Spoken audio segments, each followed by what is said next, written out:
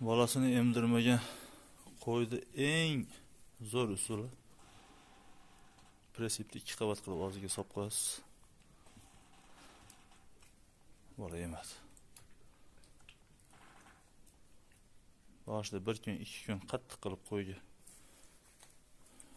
mana qilib e'tibor berilsa, keyin qiynalmaydi. Bo'lmasam qo'ziz yo tirik qoladi yo o'ladi. So'ska bilan kuningiz o'tib ketadi. Mol qo'yam. Mol qo'yam.